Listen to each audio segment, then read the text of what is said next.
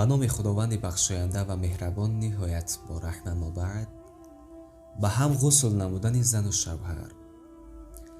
به زن و شوهر به هم غسل نمودن در یک مکان رواست و اگرچه به یکدیگرشان نظر هم کنند. در این مورد یک چند احادیث است. اول از عایشه رضی الله عنها گفت من با رسول الله صلی الله علیه و سلم از یک جایی که در میان ما گذاشته بود با هم غسل میکردیم. دستهایمان را در یک جای مختلف میگذاشتیم. او مرا همیشه سبقت میکرد، یعنی پیش دستی میکرد تا آنجایی که من میگفتم به من گذار به من گذار. باز عایشه رضی الله عنها گفت هر دویمان جنوب بودیم. روایت بخاری، مسلم و ابو داود در صحیحشان. حدیث دوم از معاویه ابن حیدر رضی الله عنه است که گفت ای رسول الله، عورتهایمان یعنی شرمگاهمان کدامش را ظاهر کنیم و کدامش را پوشانیم؟ او پیامبر خدا صلی الله علیه و سلم گفتند عورتت را از دیگران پوشان غیر از همسر و کنیزت. من یعنی معاویه ابن حکم گفتم ای رسول الله صلی الله علیه و سلم، اگر مردمان بعضیشان با بعض دیگرشان یکجا باشند چی؟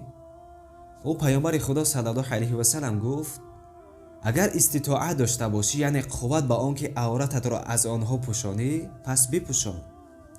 پس من گفتم ای رسول الله، اگر یکی از ما تنها باشد. او گفت الله سزاتر است که از او بیشتر از مردمان شرم کنی. روایت اصحاب سنن غیر از نسائی. غسل گرفتن پیش از خواب. اما غسل نمودن زن و شوهر افضل تر است. طبق حدیث عبدالله ابن قیس که گفت از عایشه سوال کردند رسول الله صلی الله علیه و سلم در حال جنوبت چگونه انجام میداد؟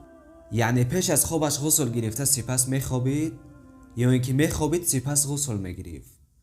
او در جواب گفت هر دویش را انجام داده بود. گاه غسل میگرفت سپس خواب میرفت و گاه طهارت میگرفت سپس میخوابید. من گفتم حمد و سپاس به الله تعالی که در این امر آسانی بخشید. روایت مسلم و ابو داود و احمد. غسل گرفتن بهتر است، اما غسل نمودن بهتر می باشد. طبق حدیث ابو رافع رضی الله عنه که گفت یک روز پیامبر خدا صلی الله علیه و سلم در اطراف زنهایش طواف میکرد. در نزد هر یکی از زنهایش غسل میگرفت.